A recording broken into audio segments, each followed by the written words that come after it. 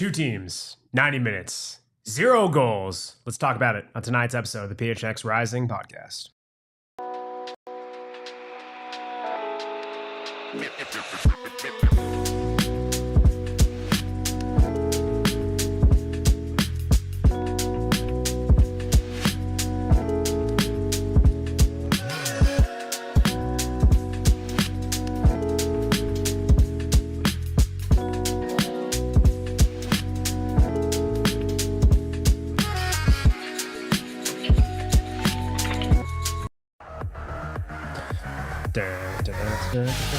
Oh, he's singing to himself again.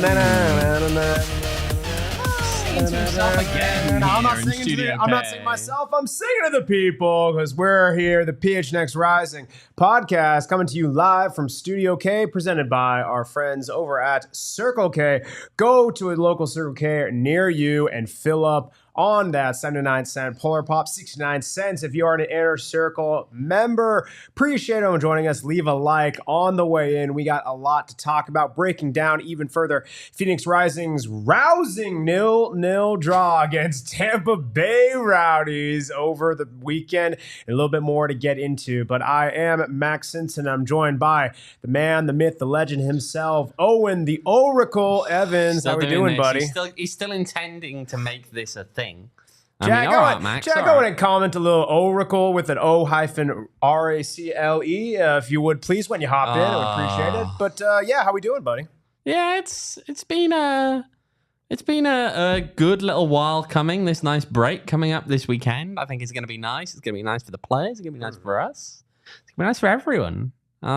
We get a little bit of a break, a little bit of a quieter week, you know. It's kind of an odd feeling, isn't it? We can think a little bit bigger picture. We can think a little bit bigger picture without being quite as how we've had to approach bigger picture, I think, over the last month. And we gotta just we're already we'll set the stage now. And right, this is gonna be a good episode of, again, diving in deeper, kind of giving an outlook of the season. But you're gonna want to come back Thursday because, right, listen, we do all this stuff of, week after week. It's a lot of preview. It's a review. It's preview. It's review. It's preview. It's review. It's preview. We are really going to be able to dive in a bit further and kind of look at Rising over the last couple of years. So you're not going to want to miss Thursday. Already plugging that. But I want to shout out people in the chat. Got Reese, got Devin, goalie man Pat with an Oracle. There we go. Can we shout out the fact that, again, as as you mentioned, in fact, we've got some nice stuff coming up on Thursday. Of course, being worked on by none other than the hot dog helper, the stat lackey Reese. He's really getting in and doing a lot of work. It's the content that keeps on giving. We're letting Reese cook. You're the hot dog right. helper. More than the hot dogs at the stadium. Yeah. But yes. And also, to Devin's point here, TNS, they don't even play in Wales. No, they don't, do they? Man, they don't. That's crazy. Our beloved Kyle, our beloved Wrexham, unfortunately, just kind of gave one up late, so you hate to see it. I mean, listen, I know Damon would lost on aggregate to Petra Cup would be remiss, but he's out in Indianapolis doing some advanced scouting for us. But Kyle, you gotta pass the torch, right? Did you end up catching any of those Wrexham highlights? I did not. No, I'm not. I don't follow Wrexham. Oh, that's okay. Don't you worry. We'll get you on the bandwagon. We have some sanity in here. We get you on the bandwagon, but yes. No, you're not going to get him on the bandwagon. We'll get him don't stop with this Disney FC nonsense. Okay, Max, you are becoming a walking, talking advert for a documentary that's not even paying any money. That sounds like a free ad, my man. It's talking about sounds like a free ad, my man. It sounds like a free ad. It is talking about a club. Rumor has it Max isn't a true Spurs fan. Okay. You can't support both. That's where I draw the line. You can't support both. I talk about one and then I support the other. There's a difference, It's journalistic integrity, which, we both have in spades. But let's take a look a bit further about Rising's 0-0 draw over against Tampa Bay, right? It was a match. It was played. Yeah. It's again, we kind of said it. It wasn't a boring 0-0. It wasn't. I think that's the key thing here. It wasn't. It was a good ride from the neutral's perspective. I think it was a lot of back and forth. I mean, right, there were definitely some lulls to the game, but definitely, right, both teams had their sustained spurts of attacking. And again, you look at this game, and it really depends on how you want to look at it, is what we said on postgame, and I think it still holds pretty true. If you look at this and how Rising season has gone, that they should have lost that match. You will take a draw there. And especially if you look at how Tampa Bay's season has gone, you'll take a draw there. If you look at the game performance isolated to itself, you are disappointed that Rising did not get 3 points. Owen, that's what we said during postgame. Do you still hold the same opinion? It was one of those games again where, yeah, look, Rising created opportunities for themselves in a game that we didn't expect them to do so. They were also handed some of those opportunities because Tampa Bay, we need to be clear here, were not at their best. By a long way. Tampa Bay Rowdies did not play well in that last game for much of the 90 minutes. They had their spells, but for much of the 90 minutes, especially that first half, they did not play well. And that gave Rising the chance to capitalize. And honestly, most of it was there. Okay? Rising, it felt like they created chances, all right. They found ways to get some shots off that were dangerous. They had 2 goals coming back because of offside, which not much you can do about it, right? And you can... They as Kevin says in the chat there, they played hard. And of course, Tomas was unlucky not to score, right? Yeah, I get that. But that's a fair point. At the same time, it's a bit of a gutter because those opportunities were there. Now, we didn't expect them to be there.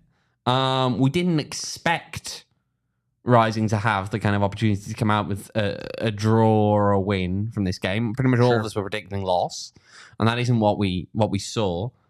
However, again, and to Kevin's point there on Team of the Week, I don't pay that much attention to Team of the Week. To be perfectly frank, I'll be completely honest with you. Rising had 4 shots on target. Yeah, I mean, okay, but again, the thing on it for me is that they shouldn't have been in that game, but when you're given an opportunity like they were, you also have to show a degree of ruthlessness, and that's not what we saw in that game. Tampa Bay Rowdies were there for the taking, and partly because, again, of Rising's own creation, so that's good. It's an improvement. It's a much improved performance over some of what we have seen over the past, honestly, several months. Yeah. But again, you've got to be ruthless. And down the stretch, that's going to be critical. We'll get into that more later. But that will be critical, that when opportunities are presented to you to take more, you can't let those opportunities go begging. It's very true. I mean, right. We're kind of looking at it again, like this is kind of how you take this matchup. Did Tampa Bay up to their snuff? No, absolutely not. Did Rising raise above their game what their standard has been? Also, yes, right? 2 things can be true at the same time. I mean, again, it depends on the narrative of how you kind of want to paint this. I mean, look, I think Phoenix Rising, did they get some chances off of poor Tampa Bay play out the back? Yes. Did Rising cost them those chances? Also, yes. I also think, though, that they created a fair share of chances purely through some open play, through actually getting in better positions. And that, to me, that's, I think, how you kind of tease out the encouraging parts of, like, I completely agree with you 100%. This team needs to be more ruthless. And I think, honestly, they found themselves in positions that they maybe weren't used to. That is not by any means an excuse. These guys are professionals. They're definitely practicing this in training. But as we know, training and being in the game environment is very different. I think the thing is interesting, though, is just you've seen the way they attack and where their goals have come from, very few and far between in the last month or two. The way that their chances came about against Tampa Bay, they just haven't seen themselves in those sorts of positions. But I think part of that as well is the fact that Tomas is a very different striker to what you've seen from Darius Formella. He's different too from what you have in Remy Cabral. I think that he is a talented player. The question is really, is it too little too late with Tomas coming in, right? Because again, you can see the talent there. You see it in his movement. You see it in his play with the ball at his feet. You know that this is a guy who is honestly destined for much bigger and better things than Phoenix Rising Football Club, right? Let's be completely honest. He is. There's a reason that he's come in from LAFC. And yet the problem that you have is that you've got to turn that into actual output still, okay? We went into this in the post game, and it's going to be the thing that at the end of the season, the way that you judge how successful a signing he was isn't going to be, did he tick the boxes in what your idea of what a striker looks like is. It's going to be quite simple. Did he score goals? And failing that, did he get assists? Okay? It needs to be. If you are a number 9, you need to have goal contributions to show at the end of the week. You really have to. And that's why again, I mean, a lot of people are really, really positive about it, but you've got to balance that because it's a short period of time that he's got in Phoenix. Sure. Okay, there are only 12 more games. Again, we're going to get into this a lot more later on in the show. But he's really got to start to hit the ground running. Yeah.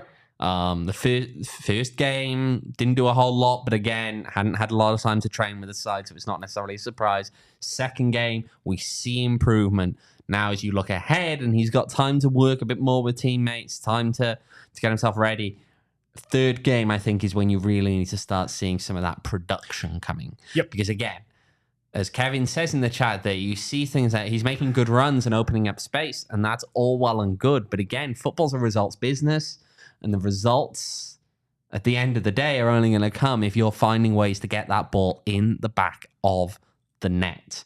It's positive enough for now, but soon the questions of runs and movement off the ball and turns with the ball at his feet, all that stuff is not going to be what we're going to be talking about. And it's going to simply be, is he scoring? Is he getting assists? Yeah. How is he contributing to the team actually grinding results out? Yeah, I mean, no, I don't disagree. And it's kind of right. The Rising has made this a bit kind of out of their own volition. Again, it's been said this team needs a striker. They bring in a striker a bit later in the season. I think the hype that's gone into it, the fact that with the injuries, you know, how Remy Cabral has been unavailable, the fact that Darius Formella has moonlighted in that position, but it's not his natural position. All these things we've said, it puts a lot of intense pressure and scrutiny to a position that already has a lot of intense pressure and scrutiny. And I kind of you kind of took the words right out of my mouth. I was kind of eyeballing, the third game that they play as kind of that. This is when you need to start seeing things, right? You saw the first match against Colorado Springs. He came in on days' notice. I was not expecting much of anything. I really kind of felt like it was going to be a wash, barring an incredibly amazing or an incredibly he got barely any performance. service there. 100%. So again, you can't expect a you're striker to do a whole lot You're with no learning service. chemistry. You've only been practicing with the team a few days at most. Like, okay, it is what it is. Second game, which we saw against Tampa Bay Rowdies, right? Much more dynamic movement, much being able to get into those right spaces. And like, again, he needs to be more clinical, but he was actually taking shots from threatening positions and forcing good saves. We just have not seen from this team in quite a while, right? That's a plain fact of the matter that is not arguable. This team has not been in positions that Tomas has taken up in the last game that he played against Tampa Bay Rowdies, right? So this third match coming up, that's really going to be a bit of an inflection point of, especially too, with the extra week of training, you now have... Although admittedly, I think some will probably be taking breaks, so it's not as though they're going hard on. Of course, but just more time to learn the system, more Mm-hmm. time even just getting familiar and comfortable with your teammates, both on and off the pitch, on and off the practice, the practice pitch. Like, these things make a lot of the difference. And I think... right, it will really depend, and, we'll definitely see, a week's plus in time, how the players around him, right? Are you able to get guys back in training who have been out? How you're able to surround with a bit more talent? Because, right, it's not a solo effort, but we know the pressure is very much on him. Yeah, it is. And I'd imagine some of the pressure may be on more people going forward after it, but again, he's going to take up a lot of that pressure. It's kind of the nature of playing as a number 9, right? Again, football's a results business. Getting the ball in the back of the net is the most important part of the game. I know that. And thank you, Mr. Golden Boot. It's the third tier of Sunday League. Why it's a caveat it? It's third a fact. tier of a Sunday League. Why it's a fact. Listen, just because Half you're those jealous, guys show up hungover, you're jealous, man. You've never won a Golden Boot in your life. Good old goal hanger over here. But right, the Goal's issue a goal. you have, A goal's a goal. Back of the net. But the issue you have again is, of course, you're right. It's a pressure position. The pressure is going to overwhelmingly fall on that number 9 because when you aren't scoring, who's the first person that people normally point their fingers at? Unless there's no service. Sometimes 100%. that can also play into it. 100%. No, it's again, it's. I will say here to Kevin's point about like when Formella was up with him at the end. Yeah, but won that for like a couple of minutes. I don't think that shows you anything that can be. I'm curious. I think a lot of people were saying it. It'll be interesting to see. Seeing Remy Cabral come in with him, the two loanies up there together. I think that could be a very interesting confirmation because, again, as we've seen, Angel is a very different profile of number 9 than Formella is, again, even though he's not really a number 9, as Remy Cabral is. They are all 3 very different profiles, and to see them play off each other for a longer period of time, could be interesting, it makes it interesting. No, it could be. It could well be interesting. And again, actually, I just looked it up, and it was the 89th minute. The 89th minute is when Darius Famela came in. I understand sometimes you'll see flashes of things in that, and I think you can't read into that much, because a 5-minute spell just doesn't tell you anything really about the game. It reminds me of when this happened a fair few years ago when someone who was interning with another media outlet here asked a question to Rick once about, how do you've had some late comebacks recently, how do you kind of take that and put it over 90 minutes? And his answer was just, I don't think you can. Yeah. Okay? Those late scrambles, the late kind of changes that allow you to put all of that together, and it just isn't something that you can really replicate over a longer period of time. Again, 5 minutes at the end, maybe you see something that's interesting, or maybe you just see a team that's just chucking everything forward, which they can do for 5 minutes, but couldn't ever really do for a longer period of time. It's true. I mean, right, you look at the eye test, you look at the stats, this was something that Rising, kind of had the front of the game, kind of then faded slightly going into the tail end of the first half, and then grew a bit into the second half. It was a bit of the tale of two halves, right?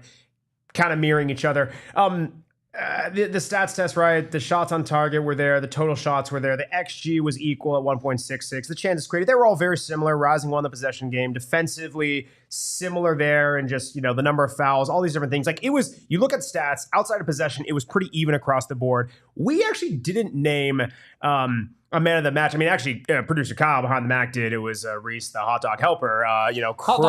Crushing it with a Philly cheesesteak. But the hot dog helper. The hot dog helper himself. Wow. But helping himself with the man of the match award. There you go. But in retrospect, we know we talked about right at the back line. We talked about Pat Marboy. We talked about Rocco having a good positional game.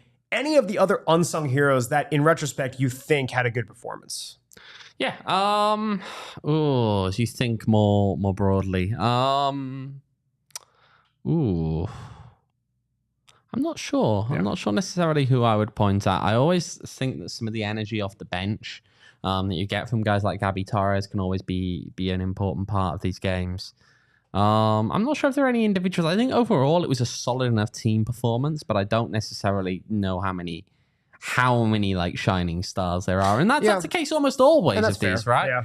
Shout out there to Cactus Gospel in the chat as well. Watching from Chicago, but also brought in a question of how different would the conversation be had we won. Boys competitive need continues. Great. I get that. I completely and again, I think it goes back to what we were saying earlier, right? And it was a much improved performance, but what almost that slight bit of negativity comes in the fact they weren't ruthless when the game was there for the taking.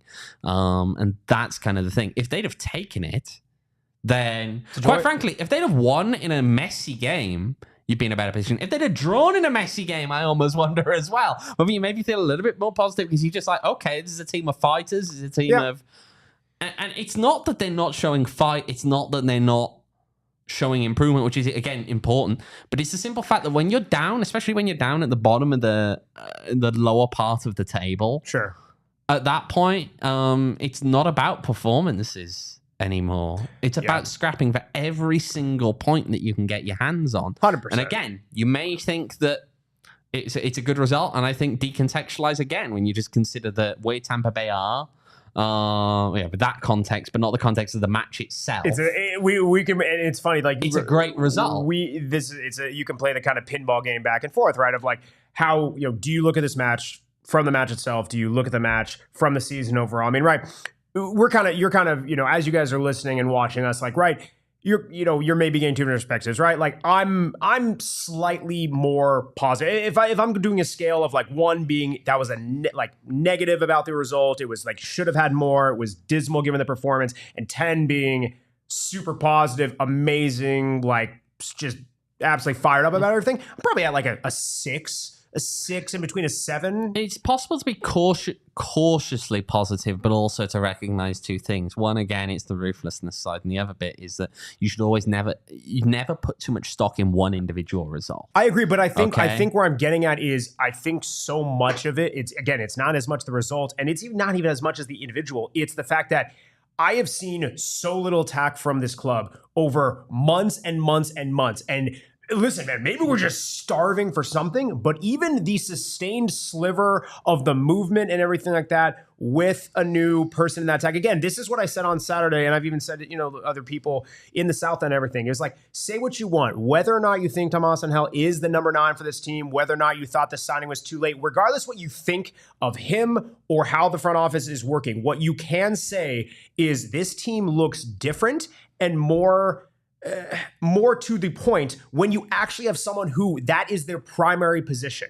We have not seen that much this season. When you have, it's been an off-injured Remy Cabral. It has been Darius Formella moonlighting that position. And dare I say, we've even had Ryan Flood there, right? And that's no offense to anyone who has played that position I've there. forgotten they've played Ryan Flood. know. It's no offense. This is how long a season it's no been. offense to anyone who has played that position. It's just you had one guy all season who has been who their position is an out-and-out number 9, and he has been injured for the last month. So when you see someone who has a dynamic movement, it's just encouraging. Again, this may not come to anything. This may come to everything. We don't know, but just in what we saw over that past match, I'm not going to say it's giving me hope, but it just has given me something different that we haven't seen, candidly, really at all this season for a decent period of time. So we'll see. It's true. It's true. And again, I'll just address 2 things in the chat there with Devin saying it's actually 363 minutes if you add the 3 on after that boys goal against El Paso. So again, that's there. And Kevin, why are you calling Julio Dorothiotto Dorito? I know you can't spell it, mate, but Dorito. No free ads, really? no free ads. Really? No free ads. I see spelling there, no, man. I know, no free ads. And then seeing Fat Kid in the chat, exactly, Max, our bar, essentially, it's like the meme is the bar was low, but holy bleep. Like, our bar is low and actually having shots on goal. Oh, I understand that. I understand that. Again, it felt like it was an all right 0-0 draw from a neutral's perspective to watch, right? 0-0 draws can be absolutely dull. And that one didn't feel dull. And where do you go from here? Do you continue to take that step up? Yeah. But also, again, that has to come hand in hand with a more ruthless approach. It depends on where this team goes from here. And we're going to hear from our friends at Circle K. Circle K is where we're going from here. Got him. Yes, Circle K, our friends there. That's exactly where we're going for a 79-cent Polar Pop, baby. But it's actually, how much is it, Max? Because you're an Inner Circle member? 69 cents. There we go. It's pretty great. So it's not going to be a 79-cent Polar Pop. Pretty nice deal. I paid 69 cents. Honestly, you can get free Polar Pops if you join their Inner Circle program. You get your first 5 fill-ups, discounted 25 cents off per gallon. You get your first 5 Polar Pops for free. It's that damn good of a deal. And look at all the delicious snacks. I'll tell you what, though, as well. Like, those gas prices feel like they're going down again. Like, I filled up on the way here at Circle K, of course. And even cheaper. It was cheaper than I was expecting. We like that. Yeah. We like that. Rumor has it, I'm gonna throw this out here, that we, in addition to what you get as an Inner Circle member of getting, you start at 3 cents off per, 20 cents off per gallon on your first 5 fill-ups. Then you go to 3 cents per gallon. You could even get up to 5 cents per gallon on your fill-ups continuously. Rumor has it, I maybe have a couple extra cards. Get you 10 cents off per gallon. And I might, thanks to our friends at Circle K, and I may be so inclined during the next home game to pass a few out. But, just throwing it out there. But you can get snacks. Kyle, we missed this last week. What do we got? Come on. They got the sour worms again. Tell the people what we got. The sour worms. Wrigley sour worms. Ooh. Yeah, baby. Here we go. Here we go. Da-da-da. Going underhand. We're going underhand. I appreciate that. Here we go. Oh, we do it. We're back. Check our friends at Circle K. Terms and conditions to apply at participating locations. See store locations for details. Hold on. Max, stop chewing while you speak. That is a delicious, delectable gummy worm. What do you want? We're live on air, the PHX Rising podcast and studio, okay? Right.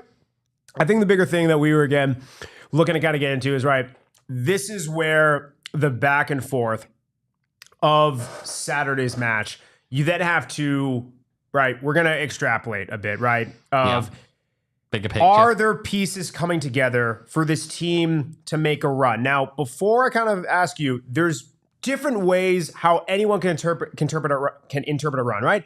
Does that mean they're going to go top 4? Does that mean they're going to make a playoff spot, right? Run can be whatever you want. I will define it as this: is Rising able to string enough positive results together to where they A, make a playoff position, and B, they can be looked at as a team you don't want to face. You can elaborate the rest as what you will, where they're finishing the table, but that's what I'll start with as the parameter. Are they going to make a playoff spot? spot? Can they be considered a team that you do not want to face in the playoffs? Not right now, but like extrapolating. This thing is depending, and it's depending on something else that I'm actually going to bring up now. Which go for it. Yes. I know. Obviously, Phoenix Rising. The talk of the moment is that new wingers are coming in. That's being validated, of course, by a certain sporting director on Twitter. Effectively, I will say that we've also heard sources talking about this anyway, so it's not a surprise. Breaking news! What we've been hearing, I can't tell you who's coming in. I can tell you that from the sound of things are either very close to being done or done. Bro. I will add that the international transfer window ends tomorrow. Paperwork for that would have to be done. If they are international moves. If they are not international moves, if they're within the US, the roster freezes until September. It's in September as always. I don't have the immediate date to hand because as USL does, it doesn't always publish these things. So we'll have to go digging and we'll get you an answer on that as to when the roster freeze is. But international deals, so deals done with players who are last registered in another country with another football association, will have to be completed by tomorrow to get the ITC through in time. But again, it's interesting. I think, again, we know that there have been tactical changes with how Diego's been playing with this team. We know that he's playing in different ways with the width in the team versus how prior coaches have done so at this club. And so these are moves that will probably move things slightly closer towards the way that he's envisioning this team playing. Again, we'll see how it works. Now, between that and Tomas, if they're correct signings that go alongside him, that give him better opportunities to feed him, to find more spark in the attack, that this team could go on a run, I think they can. And by going on a run again, could they finish in a playoff place? Yes. I think that home playoff is probably too far ahead of them at this point, which again goes back to Golden Man Pat's thing there. Imagine telling us back in 21, isn't it? After the RGV loss, they wouldn't have another home playoff match for 3 years. That's a realistic thing. And you had that, obviously, the cup last year, but you're away from home winning at every stage. I think the thing about this right now is that this league is so tight and so close that if Rising find a way to fix some of their flaws, they will rise up that table. Again, they are only 1 point off of the playoff line right now. They are. Okay? They are tight. They are in 10th place. Yes, they're on 26 points. Again, same number of points as FC Tulsa in 9th. To your point, 1 point off Monterey Bay at 8th. Listen, I think this team is capable. It's incredibly capable of making the playoffs. I mean, again, that's just based on tightness. That's a ball going against your opponents, them taking 0 points from one. That's the ball going your way, Rising stringing enough 0-0 draws together. Like, you know what I mean? Like, that's just, they are within playoff contention purely just off the fact of there is so much, I'm not going to say mediocrity, but just so much volatility and so much competitiveness at the bottom half of the West. So that's just a fact. They are in playoff contention, and realistically, barring an epic collapse, they are going to be in playoff contention for the rest of the season. That's not like the most encouraging thing given how bad everyone is at the bottom half, but that just is what it is. If we're talking about in the top half, that is a very legit. Yes. Can I add one more thing, actually, though, in terms of that? You do have to remember that a lot of those teams that are down around those positions that are competing with Rising, you can say they're very winnable, but a lot of these games are 6-pointers, okay? You have to bear in mind, who have they got left? They've got Tulsa left. That's an important game. San Antonio left. That's an important one. Orange County left. That's going to be an important one. Monterey Bay, that's going to be an important one. Yes. Okay, Las Vegas, they're about 6 points ahead, maybe, but you got a game in hand on them. these are all games that could be really, really critical as you look going ahead. Again, that is of the teams from 11th to 5th. Yep. Okay. So that is 1, 2, 3, 4, 5, 6 teams other than Phoenix Rising in there.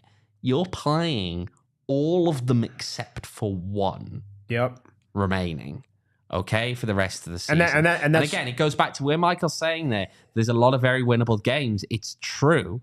But the problem is that the penalty for not winning them is going to be really, really steep. Well, and I think that's exactly the key point of it's not losing them, it's not winning them. Because all the teams you mentioned outside of San Antonio, who are neck and neck in that bottom half, they're all above you. San Antonio is the only, in theory, out of all of those ones you mentioned, 5 through 11, San Antonio is the only matchup to where if you draw, that's like fine on your position because, hey... Although, again, they're only 5 points back, so it only takes 2 games to flip that. Right, but what I'm saying is, you draw with them, okay, you both go up a point, there's no leaping or anything like that. If you take 1 point off of all these matches, no matter, it's a point, it's better than a loss, in those situations, it helps your opponent too. You gain 0 ground. You don't lose any ground, but you gain 0 ground on them. And that's just one less game that you get to claw back a result. So that's everything in the bottom half. That's just trying to get a playoff position. If we're looking at the top half of the playoffs, right? In 4th place, Memphis 901 FC with 32 points. Again, Rising is looking at them 6 points above them. There are many matches to be played left. And listen, is it without the realm of a possibility of Rising to lock up a top 4 spot? Not at all. It is very well possible, knowing that, again, how tight it is, how Rising plays a lot of the teams that are within them in that position. Very much so, right? Some of the top spots, it's technically mathematically still in play, but I think you're looking at, some of them are starting to run away with it, right? New Mexico, they're on top with 41. No one in theory is catching them, or at least certainly not Rising. 2 and 3 at 35 points with Sac Republic and Oakland Roots. In theory up for grabs, but those are just hard ones, right, and all that stuff. So you're looking at that 4th place spot. It's a tough one, man. You have to win a lot of games. You have to overcome the odds. And I think the biggest thing that this team has to do that we have not seen is, can you go from mucking it up, a low-scoring 0-0, 1-1, whatever, and that's at best case, sometimes it's been a loss, to, are you able to consistently put 1 or 2 in the back of the net? We can trust this team for the most part to hold their opponents to a low score or no score. We have seen that. Can they score more consistently? Here's the thing, and I'll say this now, and I address Michael's comment in the chat here. Don't think that happens. We've been playing a lot better, just can't finish. I think we'll go on a decent run. That's revisionism. Don't come in with that nonsense. Rising played a real lot better in that last game. But you're going to tell me that Colorado Springs first half performance was playing better? Okay. No, it wasn't. That was terrible. That was awful. And quite frankly, they deserved to lose. Hartford was even worse. Hartford was even worse. Yeah. It wasn't about not finishing. What did they create in Hartford? That was bad. You can't sit there and genuinely tell me that Rising's been playing a lot better over the period of this. The last game they did. Last game they played better. They weren't ruthless enough. That's fine. You've got to get that ruthlessness because, again, playing better doesn't get you in the playoffs. Winning games gets you in the playoffs. It does. And you could go out now and play North Carolina next, in just over a week's time and absolutely dominate the match from start to finish. And if you can't score, you can't take advantage, you're not ruthless enough, you will come on with a point. A point's not good enough in that game. You got to win that game. If you're trying to turn things around, you got to win games like that. But you can't say overall that this team has been doing better. There have been improvements in individual games, yes. And again, Tampa Bay, perfect example of that. It was a good performance. But the idea that this team has been consistently playing better or has been in a clear upward trajectory overall, that's just not the case. That isn't the case. And that is overly pinning things on the most recent game, which was, again, a massive improvement, but still comes off of 2 pretty poor performances overall. Yeah. Again, it's you are banking on this team if they are going to be making a run. You're essentially banking on 2 things to happen, right? Number 1, the players that they've brought in I would not just say continue to gel, they continue to gel and they start producing more tangible results, right? Again, we've seen the signings come in from a couple weeks back. Their time is already more, pretty much acclimated. Again, Tomas Angel. His next match, that is kind of the parameter of like, listen, this is now time to start producing, putting the ball in the back of the net and or assisting. That's kind of where you stand on where those players need to be. So you're hoping that they gel and they continue to actually put up result or start putting up results. The second aspect is you want to make sure that that Tampa Bay match is, for all the positivity that I very much saw, that there does come with it a more ruthless effort and finishing. Because with all of that positivity, with, yes, Kevin's comment, bar set low, that anything is an improvement, I completely agree.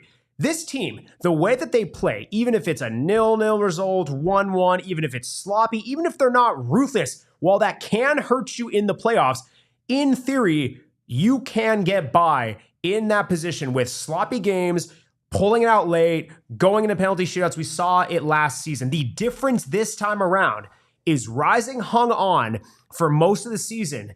At worst case, they were in a 7th or 8th place. They never were really too far down below and outside the playoff picture. It stands for the first month and a half of the season.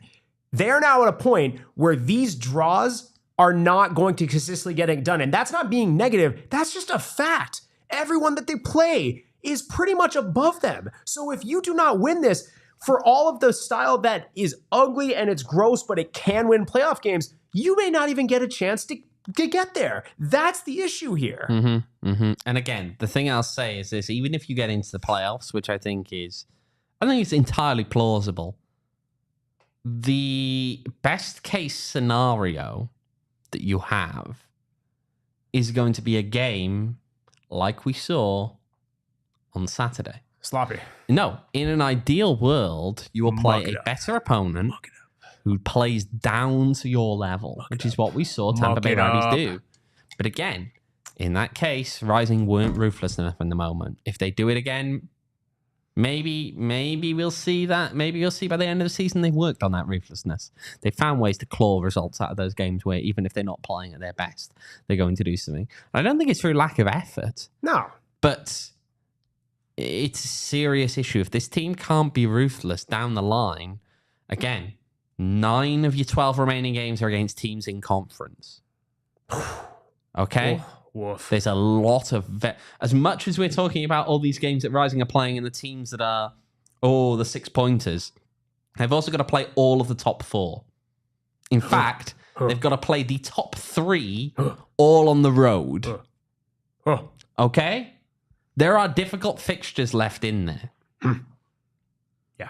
It's not going to be easy, I don't think, and again, for the remainder of the season. This team knows what's ahead of them. Edward, stop messing around in the chat. Yeah, Come on. That's pretty crazy. Yeah, here we go. Tinfoil hats are out here. No.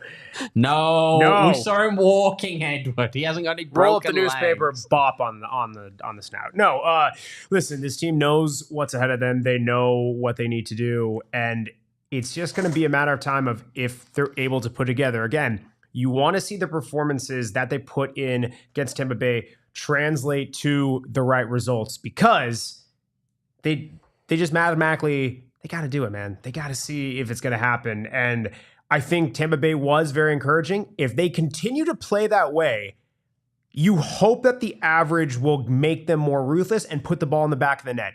It's very well plausible. I will say, for as lack of clinicalness that we saw against Tampa Bay, their best chance of scoring moving forward is to play that way. So I would say, Tampa Bay played down to their opponent, yes, all that stuff. If Phoenix Rising plays the way they do, they will have more opportunities than what they've had for the past month, past 2 months. All of that is super encouraging. It will just depend on, can you actually put the ball in the back of the net? That's the biggest question. The biggest question is that. That's the one question. The other is consistency. Absolutely. I think, again, it's the ability to replicate performances like that, do it on a consistent basis. And again, we've seen this team have some of those highs and lows throughout the course of the season, but really string together a series of good performances, okay? I think one of the earlier season good performances, if we really reflect on this, and one that really kind of sticks in the mind, will be when they went on the road. They went up to Rhode Island. Yep.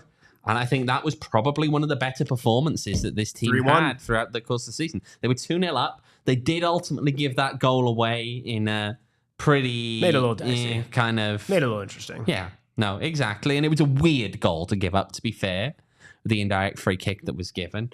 And yeah, but then as you move on, you look at it, they draw against Sacramento, fines, all right result. They kind of draw in 90 at least away to North Carolina. They draw against Detroit. You know, they don't really capitalize on that. We don't see the same. Edward, that is not true. That is precisely the point we were not saying. You cannot draw against the rest of the teams. You will not make the playoffs. You will mathematically not make the playoffs. I mean, you could. I mean... You could. Oh, don't give me that. Don't justify him. You could. It will be, it is, your margins are slim. They would finish then, if they did that, they would finish on 38 points, which... Yeah, but then they're drawing everyone above them, too. Well, yeah, but if they lose other games, you haven't made up on them in that one individual game. You draw the next game. You don't lose points just by losing a game. You don't go negative points. Well, no, but the point is that, Max, if you draw with, say, FC Tulsa, and then they lose every other game that they play, and you draw every game, you'll have taken them. Do you see my point? 38 points last year would have had you finish 11th. Yeah, but who cares if you overtake them? You're still then you're 9th. You'd have finished ahead of Las Vegas Lights, and that's it. Dear gosh, we're not celebrating that. Season before, 38 points would have had you finish again only above the last place team. In 2021, 38 points. In a shorter season, would have had you finish only above Sacramento, Indy. Actually, no, 38 points would have... you wouldn't have made the playoffs, but you'd been a lot closer on 38 points in a shorter season, admittedly, in 2021. They played 2 games. Well, you can work out that math over at Valley Tap Room. Valley Tap Room, they got 2 locations over on Gilbert and Queen beer makes Creek. Your numbers better. Beer makes numbers better. You heard it here first. I'm not a doctor. Go. I'm not a mathematician. He's definitely neither of those. But I'm a beer guy, and Valley Tap Room's got that. Max doesn't practice medicine. He doesn't practice numbers. He does practice sinking beers. Certificates for things like that and schooling. And I went to school for something different. I went to school for sports. And, Valley Tap Room, they got the sports. The University of Life, is that, Max? The School of Hard Knocks. Right? They got the School for Admin. I am the professor and the dean. But yes, check them out. Valley Tap Room, they got the sports. They got the beers. They got the wine slushes. They got the Phoenix Rising on deck, everything like that. The 2 locations, Gilbert and Queen Creek. Shout out my man Donald. Go say what's up. I can't guarantee he'll buy your beer, but he'll give you some nice deals. That is a freaking fact. Absolutely. Devin on the chat is exactly right. They say Max is buying beers over at Valley Tap Room, but never Owen buying beers because Owen's cheap. He sucks. Edward in the chat. No, Max doesn't need practice. He just does. I appreciate you, Edward. Exactly. Valley Tap Room just does the beer things. Check on over at Valley Tap Room at valleytaproom.com and on socials at Valley Tap Room. To Reese's point in there, 38 points would indeed have won you the what? That took me a second. Took me a second on the year. That's pretty crazy. How wouldn't you know that? Max, who won the... Who won it that year, which was, of course, not actually awarded, if I'm not mistaken, until they bullied the league into handing them a trophy? I mean... Who won it that year? We know. Who won it? We know. Who won it? No, say it. We know who won it. Who? Why does it matter? Just say it. I don't want to. Say it, man. Who cares? Who is it? Who won it? I can just move on. No, just say it, Max. I mean, I could say a lot of things. Who won it? This is horrible. Who won it? This is horrible podcast. Who won it? We're not going to just do this as a fan. No, just say it, Max. Say the answer. If you don't don't know it, just say you don't know it. It wasn't Reno. I'll give you that. It was Reno. It was Reno. Nah, it wasn't Reno. Yeah, it was Reno. Nah. Yeah. Do you know Max used to work for Reno? Nope. Not that season. Big Reno guy. I'm done. I thought you were, because wasn't that the season when I saw you in the bar after the game? Yeah, but by the time they won, I was out of there. Ah, yeah, of course. I don't take. When Phoenix Rising ended that season. I don't take responsibility for them losing. I was out of there. Yeah. Anyway, you got your wish. There you go. What else? You want to talk about? Lexington. New USL Championship. Devin brought it up as well about Lexington. Yeah, Lexington in the league now. Interesting. They're averaging 1,200. And they're a championship side now as of next year. So we'll see how that goes. They are not good on the sporting side either. They have been delightfully mediocre. And by mediocre, I mean bottom of the table levels of great quality. I don't know. We'll see. I feel as though a lot of people are really, really heavy going, well, we're building a new stadium. It'll be, I mean, you can never predict how well the stadium's going to go down. I think a lot of people would have thought that Phoenix Rising would do really well in their current stadium location, and it's been very hit and miss. Last weekend being off one of the obvious misses. We'll see what happens in terms of where they go from here, but I don't know. We'll see. They're obviously one of the smaller clubs, second smallest urban area in the USL Championship. They're only above Monterey Bay. So again, we'll see what happens there. Look, I know obviously they had, from my understanding, a clause in the deal that they could make the move up should they build the new stadium. That was part of the whole plan. Omaha have a similar thing in place, so they are hoping, I think, they'll be up in 2026, based on reports from Omaha. We'll see. So again, it's not come out of nowhere. We knew this was realistic if they built the stadium, but I'm just also not sure they'll be add a whole lot to the league. Yeah, to be honest. If you had to put in, I mean, regardless of playing the game of number of teams, or if you had to play the game and not even talking about which teams get axed or anything like that, but like, what's an ideal number for you for USL Championship? I feel like the 24 is actually a really good number because it gives you the most for the number of games that they want to play. So. Unless they want to change the number of games they play, this is the perfect number. And the reason why it's the perfect number is because it gives you that perfect, you play everyone in your own conference home and away, and you play everyone in the other conference once. You do. Home or away. And it's just perfect. It works. It works pretty well. It's a long season, but even talking about which games would you cut out? I mean, home and away makes sense. And then you're like, well, you still play everyone in the other conference. Everyone, it's like, makes a lot of sense. Yeah, we'll see. Omaha will be a decent addition, says Michael. I'd agree with that. They draw about 3 times the crowd that Lexington do already. They're looking at building their own stadium downtown, and they're a team that have had success on the field. They know what they're doing up there. Again, forgive me for the fact that I'm not most enthused about a team like Lexington SC Sports Club, by the way. If you type Lexington SC into a search engine of your choice, you'll find that they aren't the thing that comes up. It's nothing dodgy. It's literally a town in South Carolina. Okay, Lexington, South Carolina is what comes up. A place, which is also conveniently not the place that this particular team is from. Okay? Do you see what I'm saying here? So if you just type Lexington SC, which is what they broadly go by, doesn't work. Still waiting on a New Orleans away day. It's not going to happen, Michael. This is why... Okay, and I saw people talking about this earlier online, about why people kind of forget about stuff, and Reese comes in with the perfect response about still waiting on USL Chicago. Yeah, exactly. This league loves, oh my God, don't they love, to dump these announcements, and then about a year or two down the line, suddenly it's like, where'd that go? Who's speaking about it? It's just kind of gone. Not. Yeah, I'd be shocked at this point to see a USL team pop up there, to be honest. Maybe they will. I'd be shocked if it's what the original plan was. I mean, right now they're saying, okay, that the plan is for 2 teams to join next season, USL Championship. That will, of course, be Lexington, and it will be Brooklyn FC, which means that we are still in a position whereby we're waiting on what on earth is happening in Jacksonville. I don't know. You know what's happening in Jacksonville, Max? Nope. None of us really know. I know that I sat down I was engaging with some of the people there, I think a year or 2 ago, and they seemed like they actually were really working hard on some of this stuff, and now it's just utter silence. Well, and Pat, same thing with the W League, right? Yeah, the Super League, yeah. Super League, absolutely. Yeah. I mean, you know what, actually, this one, I want to say this now, the Super League starts this coming weekend.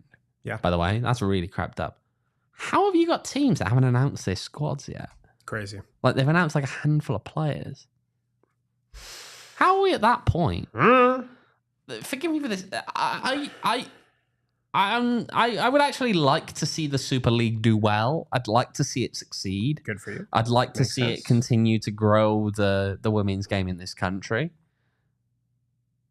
And I had higher hopes, I think. Some gorgeous. This makes me worry. It's a bad look. It doesn't mean, oh my gosh, everything's going to go down, the toilet. I don't think that's the case. But, oh my God, it doesn't really fill you in, especially going into a very awkward kind of,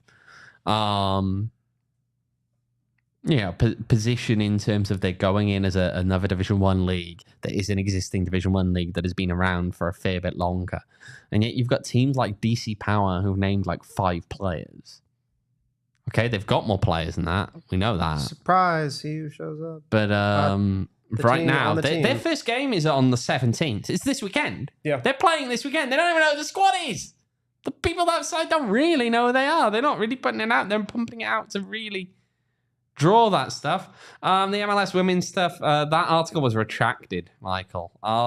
Wouldn't shock me if MLS kind of eventually start reaching out more into that. No free ads, Devin. I don't know. We will see.